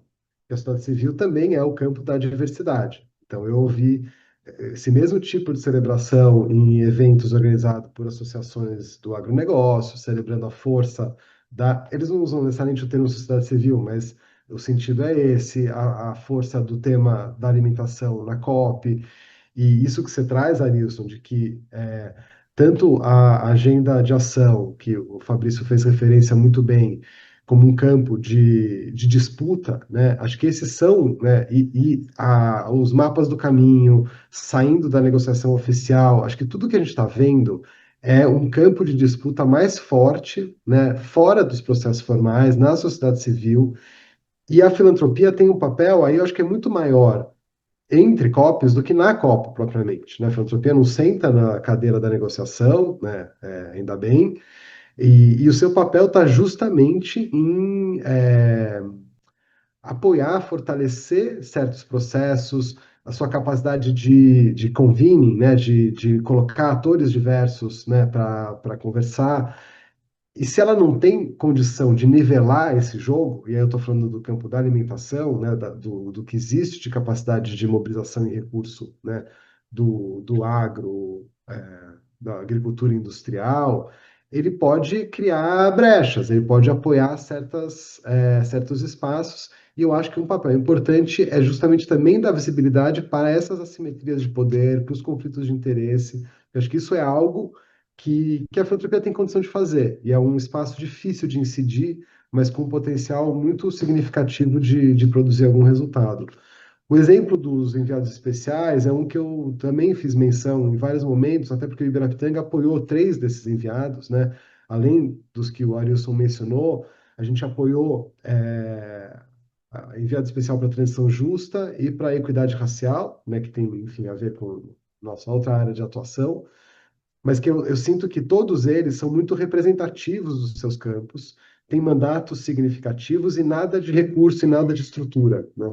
Então, acho que apoiar esses enviados como espaços de articulação, e até com mais tempo agora, né, até a próxima COP, eu acho que pode ser bastante estratégico. Então, eu vejo, Fernanda, o papel da filantropia, de um lado, muito em apoiar para que esses processos tenham mais densidade, fortalecer a participação de grupos que têm mais dificuldade de se fazer presente nesses espaços de articulação, e aí eu não estou falando de negociação, estou falando de articulação no âmbito da sociedade civil mesmo. A filantropia, e eu tive chance de participar de várias discussões sobre isso, né, durante a COP.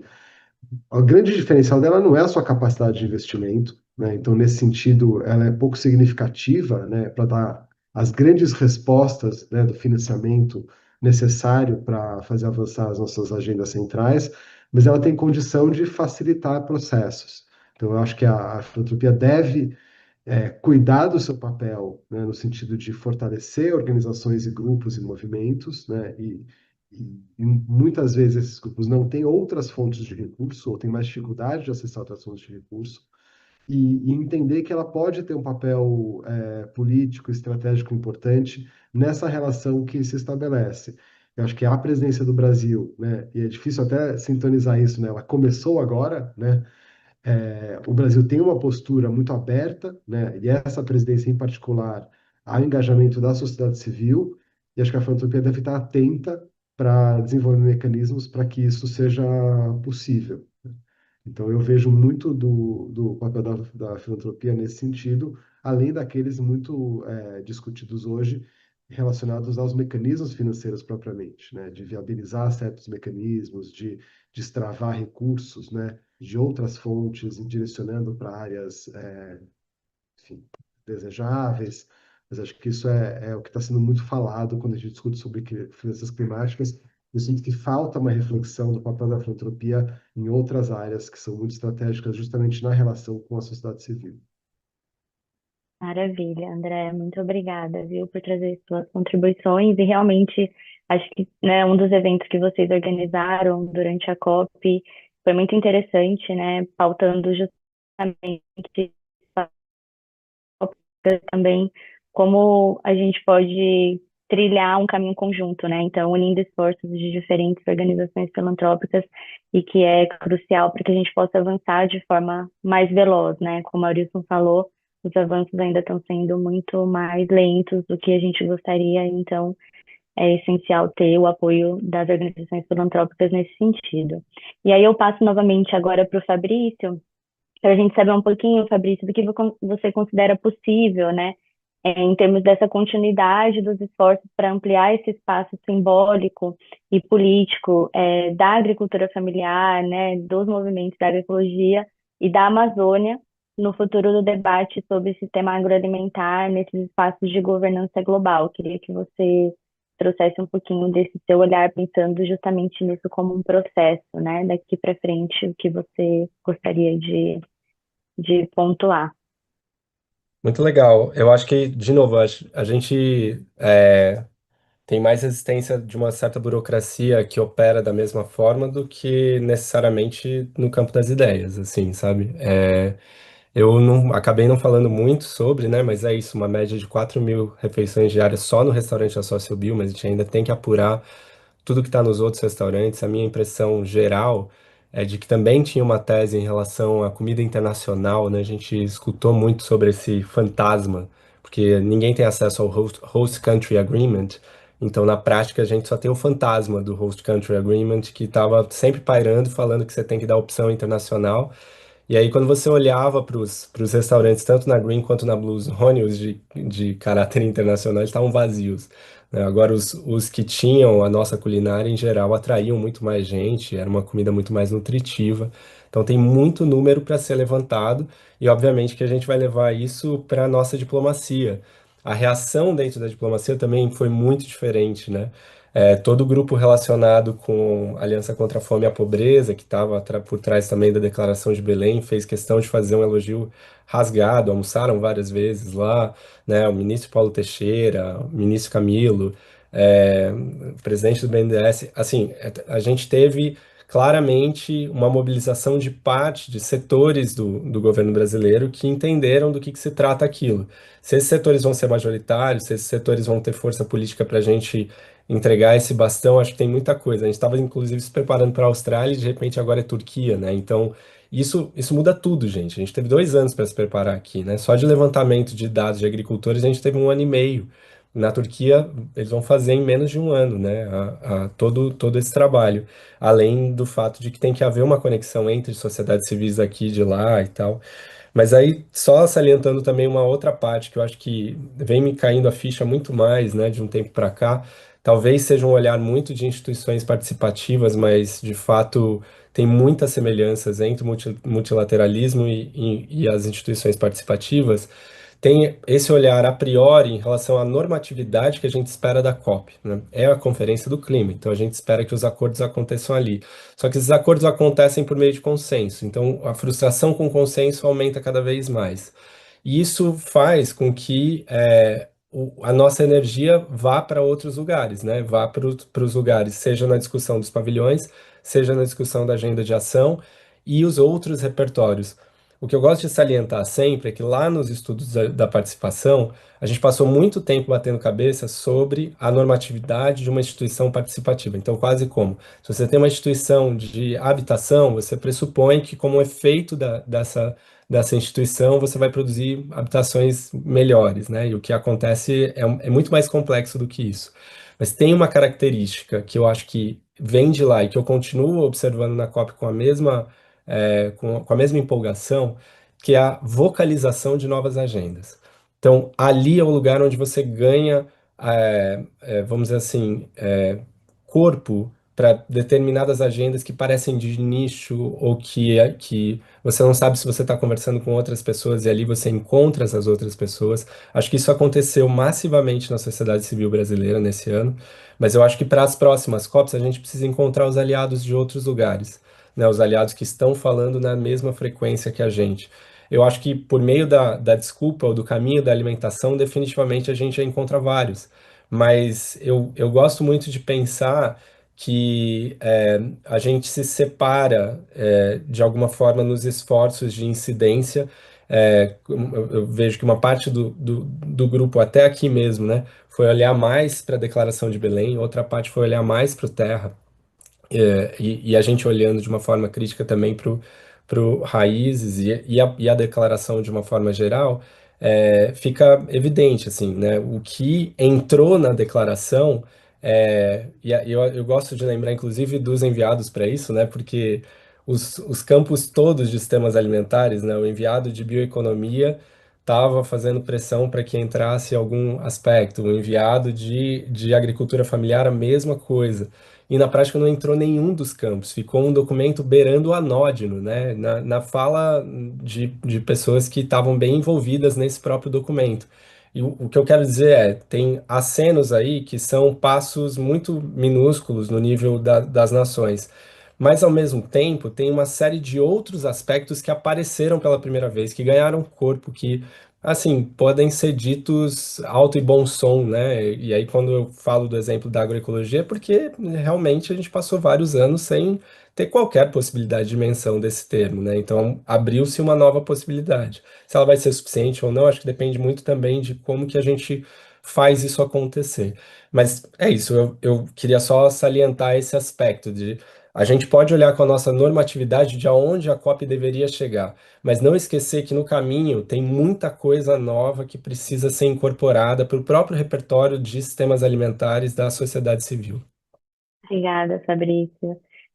Enquanto você falava, eu fiquei muito pensando, né, da importância também de documentar esse processo, né? Acho que pensando aí nessa continuidade, né, e traçando uma linha assim que possa servir como exemplo, né, para outras presidências também, o quanto é importante existir uma certa sistematização e documentação, né, de todo esse processo que foi tão rico.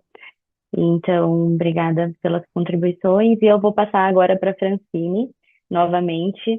A gente queria saber um pouquinho, né, de como você enxerga que seriam os principais desafios, né? Quais seriam esses principais desafios no plano de incidência e advocacy, levando, né, em conta esses aprendizados, né, da COP e pensando aí nesses próximos meses, né, e a caminho da próxima COP, como você enxerga esses desafios na agenda, principalmente advocacy e incidência?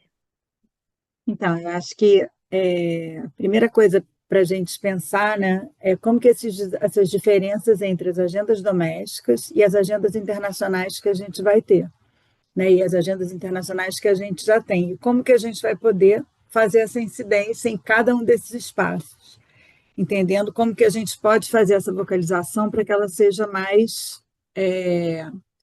trazendo as nossas mensagens, que ela pode ser mais eficiente e eficaz, né, para colocar cada uma dessas agendas que a gente quer levar. E acho que já tem, como o Arilson falou, né, tem uma grande diferença entre tudo que a gente conseguiu vocalizar e colocar para o que efetivamente reverbera na documentação, mas sem prejuízo de também já ter constituído um espaço, né? Apesar de não estar no documento principal, formal, esse espaço está feito, né? Esse espaço está aberto, como até o Fabrício falou, a questão da agroecologia, da gente poder vocalizar o termo agroecologia, que era um termo que nem entrava, era, né, mais regenerativo, eram outros termos que estavam em pauta. Então, eu acho que o que a gente pode pensar nesse sentido é que espaços que a gente vai ter. E, sem dúvida, a construção do mapa do caminho e a construção principalmente desse mapa do caminho do desmatamento pode abrir um espaço para a gente tentar cada vez mais incidir na questão dos sistemas alimentares como indutores desse desmatamento. Então, eu acho que é um espaço que a gente pode tentar abrir. E, além disso, outros espaços que a gente percebe é o espaço da agenda de ação, né? Como que a gente consegue fazer com que essa agenda de ação e entender também como que ela vai funcionar. Eu acho que todo movimento é um movimento muito novo, é uma construção que foi sendo feita no caminho. Então, a gente está participando, né, tanto do plano para acelerar a agricultura regenerativa para a saúde do solo e das pessoas, como também no plano para acelerar a convergência e coerência de políticas públicas para ação climática e transformação de sistemas alimentares. Todos dois a gente está agindo com programas locais, programas que acontecem no Brasil e que podem servir como modelos ou apresentações. Então, a gente está querendo entender também como que essa agenda vai se desdobrar. Acho que tanto nessa experiência quanto uma outra experiência que eu acho que a gente pode levar para outras COPs ou não, é a questão de ter um pavilhão, né? Eu acho que ter um pavilhão no Brasil teve um espaço incrível. Será que vai ter na Turquia? Acho que a gente precisa avaliar isso junto, levar isso para o Café com Comida, levar isso para a curadoria e fazer esse entendimento, né? Levar isso para todo esse ecossistema, porque até o Emiliano colocou que a gente foi generoso em abrir um espaço, a gente só abriu o espaço. Ele só aconteceu porque teve essas redes, os trabalhos de todo mundo que está trabalhando nesse ecossistema e pode trazer para lá para dentro para fazer essas discussões. Senão seria só um espaço. Eu acho que a gente sai desse espaço muito fortalecido como sociedade civil conectada e engajada. Eu acho que isso a gente não deve perder. E acho que também, assim como também na iniciativa na mesa da COP, que o Fabrício trouxe, né, de toda essa conquista que aconteceu, como que a gente faz para que isso siga, né, sem andar para trás, né? Como que fazer com que isso se estabeleça como uma prática da COP, com todas as dificuldades que tem. A gente sabe das forças, né, das peças que estão nesse tabuleiro. É um tabuleiro com muitos interesses, né? Os sistemas alimentares têm atores que estão muito consolidados e que não querem perder seu espaço de poder. Mas o fato é que essa transformação precisa ser feita. E como que a gente vai conduzir isso? Acho que a gente vai vendo à medida que a gente for avançando nesse caminho. E eu acho que uma grande conquista que a gente teve foi constituir esse grupo coeso e que a gente já viu que consegue trabalhar junto e que consegue se manter junto para trabalhar junto para destravar novas pautas e para identificar esses espaços de incidência.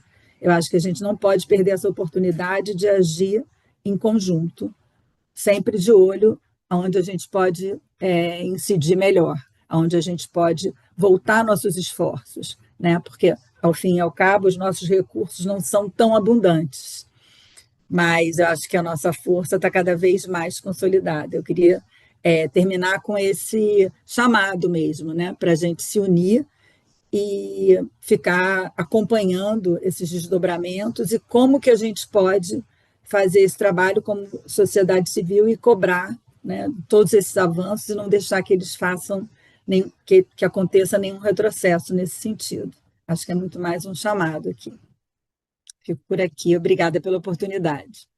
Obrigada, Fran. Eu fiquei realmente pensando, né, se existe a possibilidade, o desejo, né, de uma continuidade do Café com Comida.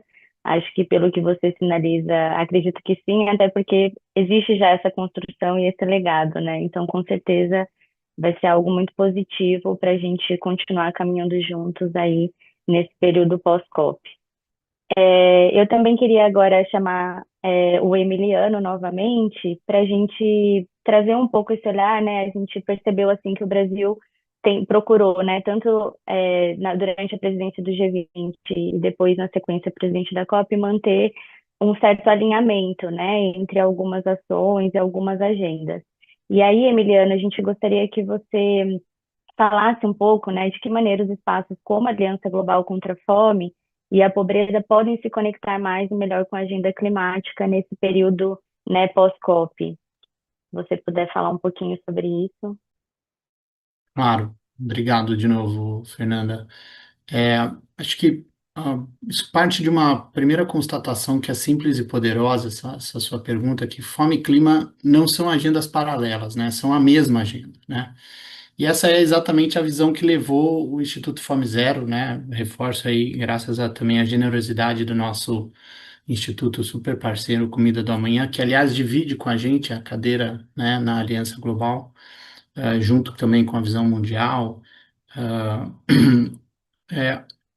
a visão que coloca o IFZ na COP, desculpa, me perdi nessa, que não existe uma sustentabilidade possível sem uma justiça social, né? E essa justiça social, ela não é duradoura sem uma sustentabilidade ambiental. E a Aliança Global nasce exatamente dessa compreensão, ou seja, ela não é só uma cooperação internacional, não é só um fundo, ela é um espaço político que busca alinhar os investimentos sociais, ambientais, produtivos em uma cesta de políticas coerente, né? E a gente entende que por isso ele é um dos melhores lugares hoje nesse sistema multilateral para fundir essa luta contra a fome com a agenda climática. Esses recursos diminuem, né, tanto os públicos como privados, eles diminuem dia a dia, e por isso eles precisam ser usados de uma forma mais coordenada, inteligente e transformadora. Através da nossa declaração de Belém, né, conseguimos mostrar na COP30 que o mundo já começa a entender que esses ODS 1 e 2 são agendas centrais para uma transição climática justa. E esse marco político ampara muito a nossa atuação futura dentro da Aliança Global. A Aliança propõe uma série de fast tracks, e particularmente o segundo, né, chamado Climate Resilient Social Protection and Smallholder Agriculture Finance Partnership, ele é uma grande ponte entre essas duas agendas, né? Ele propõe que até 2028 a gente tenha pelo menos 500 milhões de dólares em financiamento climático adicional, né? E ele dá concretude a uma tese que o Instituto Fome Zero defende já há muitos anos. As políticas sociais são políticas climáticas, né? A agricultura familiar é a principal aliada da transição ecológica justa. E quando a gente fala em uma transição ecológica justa, em proteção de populações da fome, essa proteção, principalmente pela fome causada por secas, enchentes, eventos extremos climáticos, a gente está falando de um tema chamado proteção social adaptativa. Essa proteção social adaptativa, ela diz que é importante reduzir essa vulnerabilidade estrutural antes do desastre. Então, a gente está falando de uma ação antecipatória. A gente tem um exemplo muito ilustrativo, né, e vencedor e bem-sucedido aqui no Brasil, que foi o programa 1 milhão de cisternas. Foi um programa que lá nos anos iniciais do programa Fome Zero do governo brasileiro foi incorporado, e ele se traduz como uma política climática, uma política social e uma política de desenvolvimento territorial. É climático porque amplia o acesso à água, elemento fundamental para a produção e sobrevivência, não só a produção agrícola, mas a sobrevivência do ser humano, reduzindo a sua vulnerabilidade às secas. É uma política social, porque garantindo essa segurança hídrica para a produção, autoconsumo e dignidade, a gente garante a permanência das pessoas nas suas áreas rurais e até mesmo a convivência das áreas urbanas com os eventos de seca climática. Também é uma política de desenvolvimento territorial, porque gera trabalho, né, local e reforça a economia, pelo modelo de cisternas, né, com a construção local que foi escolhido. Então, portanto, uma proteção social adaptativa aliada à agricultura familiar que resulta em uma resiliência climática real. É isso que a aliança precisa fortalecer. Investimentos que produzam benefícios simultaneamente, sejam sociais e climáticos. A gente também entende que ao longo dos últimos 15 anos foram mobilizados alguns bilhões de dólares em iniciativas globais contra a fome. E algumas funcionaram bem, outras falharam. E falharam pelos mesmos motivos: fragmentação institucional, duplicação de esforços, baixa coordenação entre clima, agricultura e produção social, ausência de avaliação independente e perda de foco territorial. Por isso, né, nós, junto com a Ação da Cidadania e Instituto Comida do Amanhã, estamos conduzindo um estudo sobre essas iniciativas para acabar com a fome desde 2009. E a gente não quer criar uma estrutura global, a gente quer contribuir para fornecer evidências para que a aliança opere com mais foco, mais coordenação e mais impacto. Assim a gente pode conectar o clima com a fome com mais serenidade. E por último, chama atenção para o indicador de que cada dólar investido nessa proteção social adaptativa economiza até 5 na remediação de perdas e danos climáticos. Significa que a aliança vai ter um argumento econômico muito forte para acessar o financiamento climático. Em vez de ficar pagando a conta de desastres, vai ser muito mais eficiente e, obviamente, muito mais humano que a gente invista na prevenção e na resiliência dessas populações vulneráveis. Dessa forma, a gente vai ter sistemas alimentares mais resilientes, mais justos e um trabalho bastante coordenado aí da sociedade civil na defesa desses pontos. Obrigado. Obrigada, Emiliana. Fiquei bastante curiosa para saber mais sobre esse estudo que vocês também estão desenvolvendo, né, em parceria com a Ação da Cidadania e Instituto Comida da Manhã. Espero que a gente consiga ter mais informações sobre isso em breve também. E aproveitando, né, falando um pouco, puxando o gancho para as organizações científicas, eu quero trazer novamente o Arilson aqui com a gente, para falar um pouquinho, Arilson, de como você vê os principais desafios, né, para que a gente possa superar esse limite da inserção do debate da transição do sistema agroalimentar, olhando nesses próximos meses. Acho que você já falou um pouquinho na sua primeira fala, mas eu queria que você trouxesse mais especificamente, assim, como os caminhos, né, pensando no mapa de caminho, como a gente poderia superar esses limites da inserção desse debate, que é tão vidente, né, a urgência já é dada, né, então a gente precisa superar essa lacuna. Tá bom.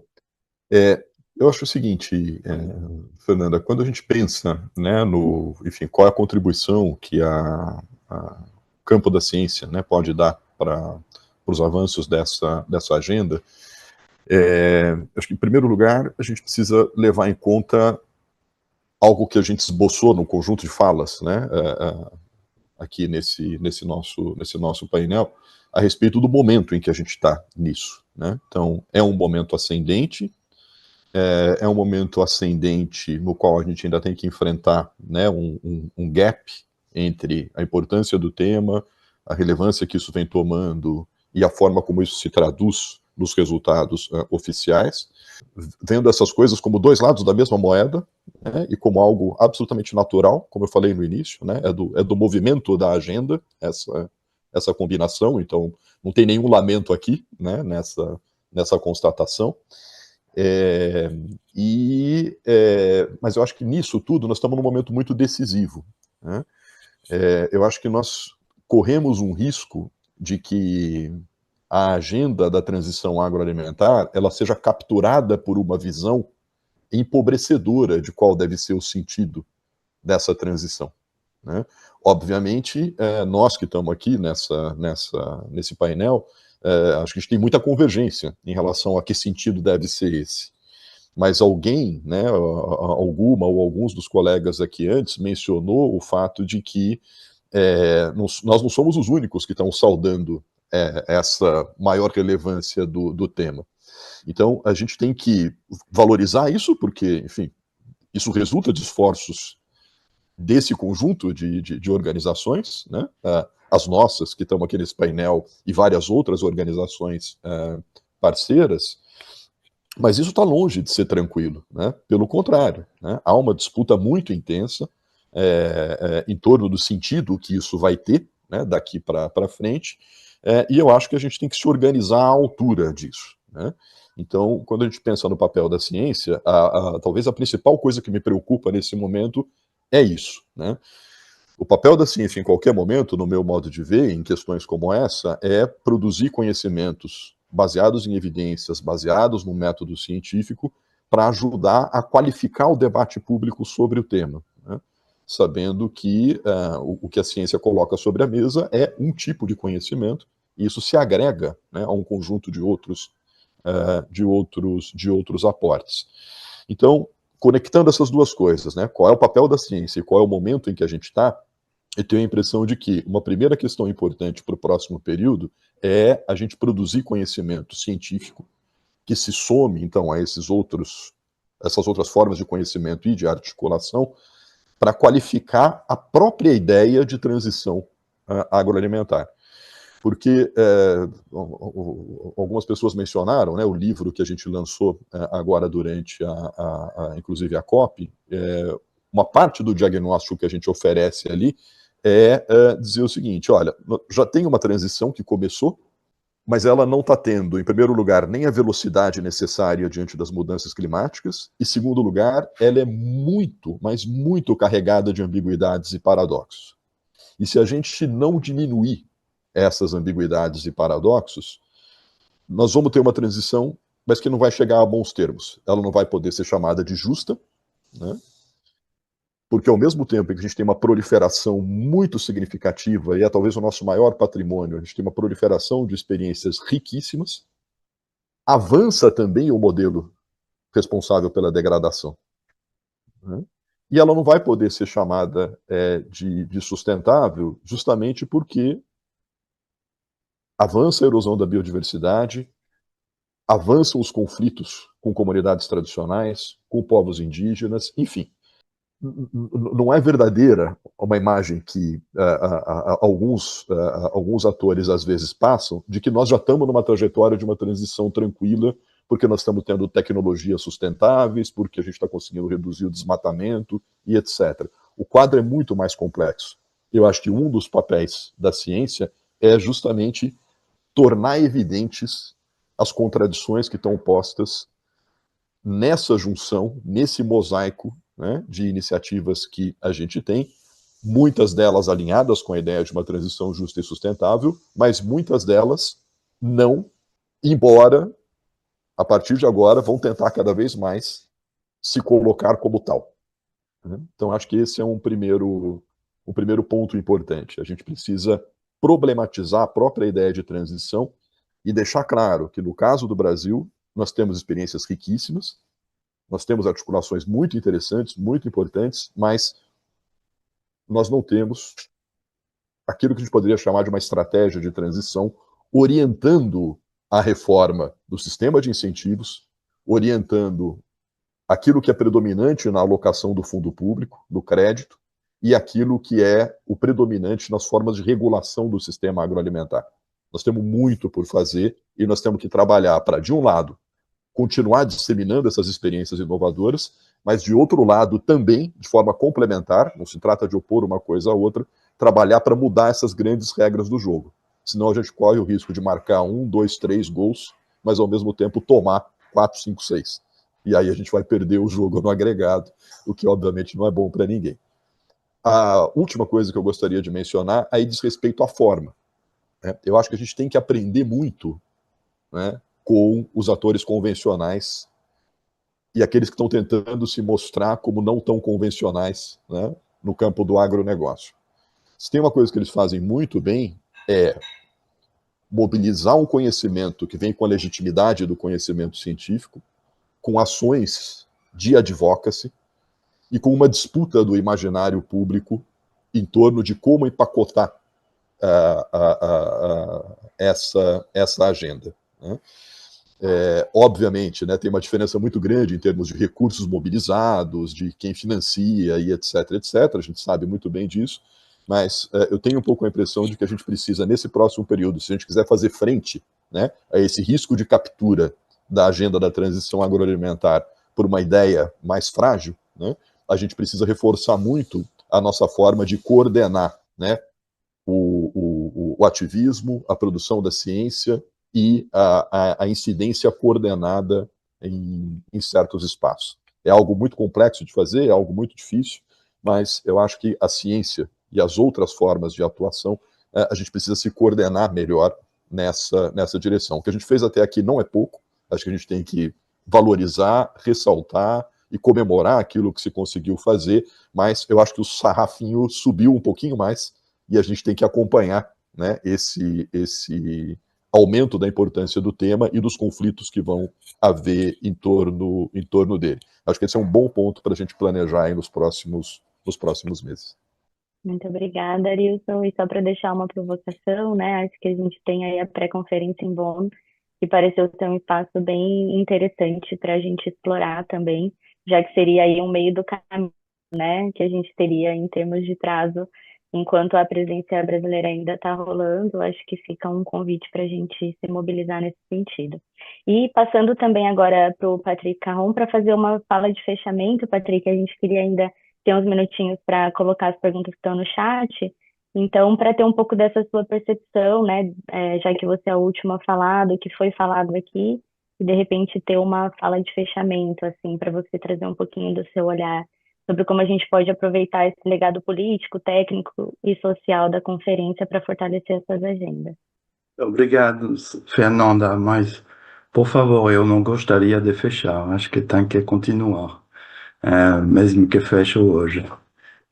Bom, como sempre, como quando estou com vocês, é muito estimulador e eu não sei o que eu vou acrescentar. Eu aprendi, foi muito inspirado por o que eu ouvi. Mas, bom, vou tentar colocar algumas ideias. Primeiro, como o Arilson falou, a COP é um momento num processo longo, comprido, e que vai além da questão do clima. O clima é um ponto de atenção, mas vai muito além, e todos vocês mostraram isso muito bem. Então, como aproveitar esse momento agora para olhar para o futuro, sem necessariamente dizer foi um fracasso ou foi um sucesso, mas tirando proveito do que aproveitando o que a gente viu. Primeiro, o que fico com certeza e que foi confirmado por tudo o que vocês falaram é construindo, fabricar a agenda é uma coisa central. E talvez o ponto central de tudo o que a gente fala aqui é como ter uma agenda que fica depois estruturando a ação, a ação coletiva, a ação pública para uma transição. Essa estruturação da agenda, ela é muito importante se a gente dá foi isso que aconteceu. Se a gente olha para o futuro, é como aproveitar isso para fazer bricolagem. Não sei se a palavra faz sentido em português. É uma palavra que eu uso em francês. Ou seja, a gente tem que aproveitar essa agenda para conceber e iniciar novas experiências de transição, de transformação, sem necessariamente ter todos os elementos que permitem, por antecedência, saber onde é que a gente vai. Ou seja, é um processo de inovação e aprendendo disso, mas não só isso. É também o que eu usei como a palavra contaminar, ou seja, eu vou tentar ilustrar.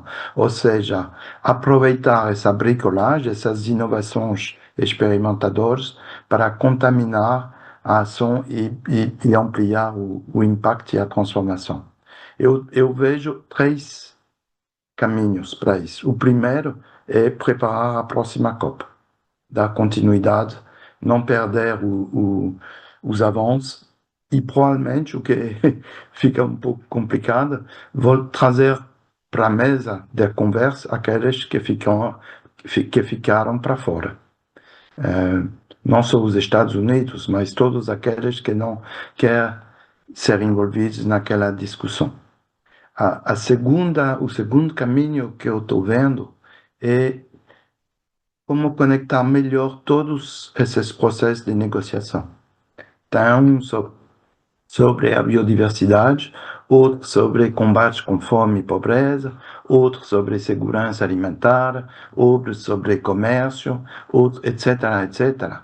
Como fazer em sorte que há algumas conexões entre esses espaços de negociação, porque deu muito bem para ver, acho que foi Emiliano que falou isso, que não é só falar do clima, não é só falar da alimentação, é falar, de repente, de uma transição para o desenvolvimento justo e sustentável. Então, não há como deixar esses espaços diferentes desconectados, pelo contrário, contaminação de um para o outro é importante.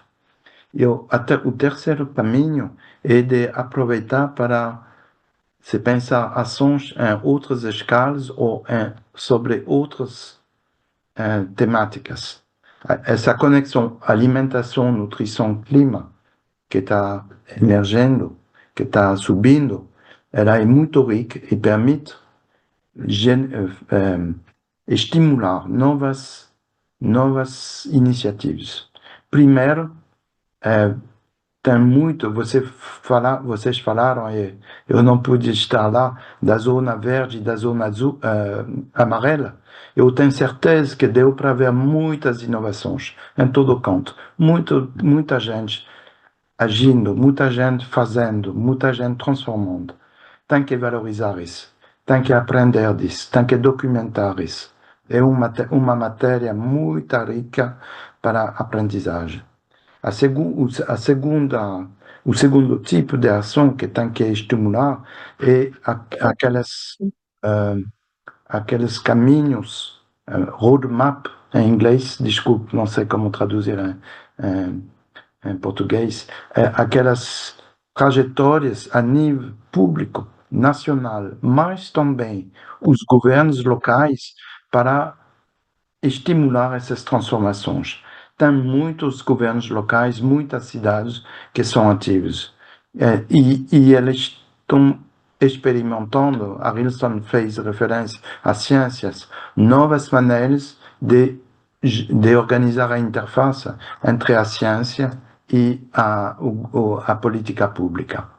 Essas interfaces entre ciências e políticas públicas, que não é a ciência que sabe, mas a ciência, as comunidades acadêmicas faz parte daquele movimento, são muito importantes e têm que ser estimulados. E o terceiro é aproveitar essa agenda para levantar novas temáticas que são essenciais. Só para fechar e dar propor um exemplo, o comércio internacional. A regulação do comércio internacional é um ponto fenomenal e fantástico para estimular a transição tanto do clima como da alimentação e para o desenvolvimento sustentável. Então, não podemos escapar disso. Vamos lá, vamos preparar a próxima, vamos, número 2, conectar as arenas de negociação temáticas, e número 3, vamos estimular experiências locais e aprender e generar outros a partir dessa aprendizagem. Muito obrigada, Patrick. Foi ótimo. Apesar de não ser um fechamento, né, de tudo, a gente vai continuar conversando. Acho que você conseguiu amarrar bem todos esses aspectos e deixar até algumas recomendações para que a gente possa seguir caminhando com a evidência, né, e estruturando a agenda. A gente tem pouquíssimos minutos, então eu só gostaria de colocar aqui duas questões e vou abrir para um de vocês, de repente, colocar, não precisam todos, né, falarem, mas gostaria de trazer aqui um comentário da Beldrigo, Isabel Drigo, do Sebrae Sustentabilidade, que falou: há de se prestar atenção como o conjunto de mecanismos e instrumentos entra na agenda programática do tema em 2026, quem coordenará. E também o Eduardo Rocha, da plataforma Parceiros pela Amazônia, que colocou: gostaria de ouvir sobre as alavancas neste pós-COP para a mobilização de parcerias multissetoriais que enderecem a transição em sistemas locais. Qual o papel da governança territorial? Então, eu vou abrir para alguns minutinhos a gente tentar comentar sobre isso e aí a gente já encerra. Alguém gostaria de comentar? Bom, talvez só para romper o silêncio aí. Não é exatamente uma resposta, né, às questões que foram levantadas, mas eu queria só sublinhar talvez duas coisas em diálogo, né, com a colega. O fundamental... Oi, desculpe. Eu acho que o fundamental é que a busca por esforços, no plural, né, de coordenação, estejam no horizonte de todos nós, né? E talvez de coordenação múltipla, né? Como o Patrick sempre menciona, a gente precisa de várias formas de coordenação. Coordenação entre escalas, porque se a gente não tiver algum alinhamento mínimo, né, entre ações em escala territorial, escalas de governo nacionais e da governança global, a gente não vai ter, né, um jogo de soma positiva. A gente precisa de coordenação entre, né, as ações oficiais, as ações de governos, a sociedade civil e o setor privado, e a gente precisa de coordenação dentro dos governos, né? Ou seja, precisamos de coordenação por todos os lados, né? Então, eu acho que uma agenda tão complexa assim, ela não vai, digamos assim, ter uma coordenação vertical, mas o que eu acho é que a busca pelas convergências e pelos esforços de coordenação tem que ser uma preocupação constante nossa, e isso é resultado também de uma construção, né? Acho que até aqui a gente vem numa trajetória ascendente e a gente precisa reforçar ainda mais essa trajetória no próximo período. Sei que é uma resposta um pouco vaga, mas é o que eu poderia, enfim, de pronto, dialogar com as questões feitas. Obrigada, Arilton. Fabrício, um minutinho aí para você colocar seu ponto. Não, é só que as perguntas me fizeram lembrar desse aspecto de que o Plano Clima está travado num setor muito específico e eu acho que o Plano Clima ele é bem análogo ao que acontece na COP, né? A gente tem um processo mais amplo que não avança como deveria, mas aí você tem outros documentos que avançam sem necessariamente ter conexão com essa parte. Então, o que eu estou falando especificamente, né? A gente tem um programa nacional de redução de agrotóxicos, a gente tem um plano nacional de agroecologia e produção orgânica, e esses documentos são construções de conselhos, né? Eles levaram muito tempo, eles trazem escutas setoriais, mas isso não se torna um documento conectado com a nossa NDC.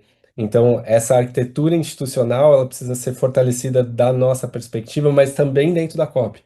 É quase como se você não faz com que essas novas iniciativas que abriram frestas estejam realmente atuantes ou que sejam utilizadas como um repertório para as próprias negociações, elas vão perecer muito rapidamente, assim. Então, eu claramente não respondi a pergunta, mas as perguntas pelo menos me trouxeram para esse lugar de reflexão em relação aos próximos anos. Maravilha, então terminamos com essa reflexão. Fabrício, obrigada. Gostaria de agradecer a todos que participaram do debate de hoje, né? Com os painelistas que dispuseram desse tempo num pós-COP aí, ainda se recuperando do cansaço, e também a toda a equipe da Cátedra José de Castro, que trabalhou incansavelmente para a realização desse evento, e também durante a COP30, com diversas atividades. Gostaríamos de agradecer também à Colab, né, por todo o apoio na organização e execução deste evento, e aos financiadores da Cátedra, Instituto Ibirapitanga, Instituto Clima e Sociedade, Instituto Itaúsa e Pórtico. Essa gravação, né, vai ficar no canal da Faculdade de Saúde Pública, no YouTube, e a gente convida vocês, né, a acessarem também o nosso livro, que foi lançado tanto em São Paulo quanto em Belém, né, que traz um pouco desse panorama do que foi debatido hoje, né, do panorama geral sobre como o sistema agroalimentar está, de fato, nessa encruzilhada e os caminhos para a gente enfrentá-lo. Obrigada mais uma vez e um excelente dia a todos.